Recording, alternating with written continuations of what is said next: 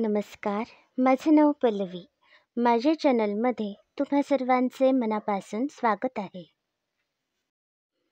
आज आपण कांद्याच्या पातींची भाजी तयार करूया. ही भाजी तयार करण्यासाठी अगदी सोपी आहे. अर्धा किलो कांद्याच्या पाती घेतल्या आहेत. या पाती स्वच्छ धुवून याप्रमाणे चिरून घ्या. 4 टोमॅटो बारीक चिरून घेतले आहेत. 1 इंच आले बारीक चिरून घेतले आहे.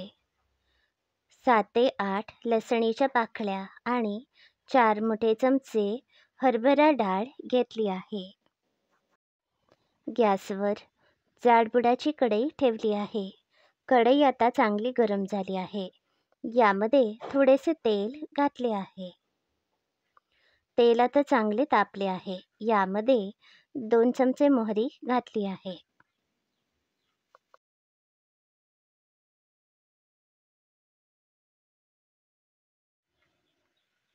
मोहरी आता चांगली तडतडली आहे. आता यामध्ये 2 चमचे बडीशेप घालते. याऐवजी तुम्ही जिरे सुद्धा घालू शकता. आता ही हरभरा डाळ घालते.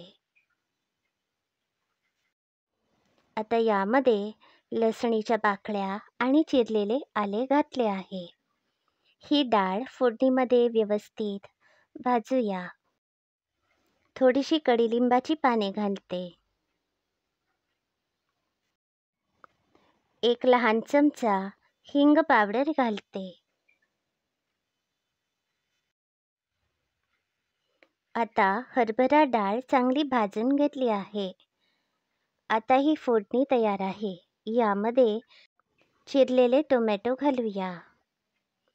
हे टोमॅटो फोडणीमध्ये चांगले परतूया. यामुळे ही भाजी चांगली खमंग तयार होते. आता 1 चमचा हळद घालते. 4 मोठे चमचे तिखट घालते. तिखटाचे प्रमाण तुमच्या आवडीप्रमाणे कमी जास्त करू शकता. 2 मोठे चमचे धने जिरे पावडर घालते. 2 मोठे चमचे गोडा मसाला घालते. याऐवजी तुम्ही तुमच्या घरी जो मसाला वापरता तो घालू शकता. हे सगळे मसाले आपण फोडणीमध्ये चांगले परतूया. आता यामध्ये 2 वाट्या पाणी घालते. हे टोमॅटो चांगले शिजवूया. आता यामध्ये चिरलेल्या कांद्याच्या पाती घालूया.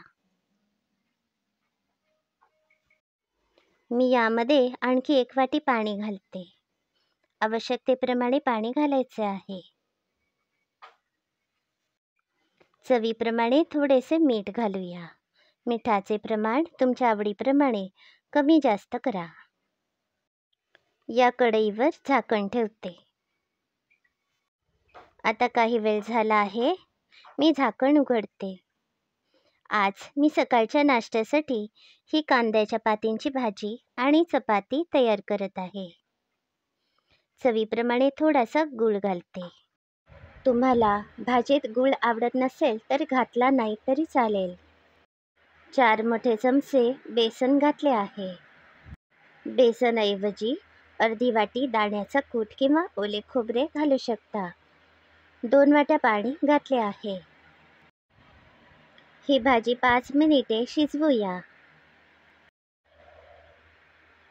ही बघा, आता ही भाजी तयार आहे. ही भाजी आता चांगली दाटसर झाली आहे. आता 1 ते 2 मिनिटांनी मी गॅस बंद करते. ही भाजी आता तयार आहे. आज ही पातींची भाजी चपातीसोबत सर्व करणार आहे.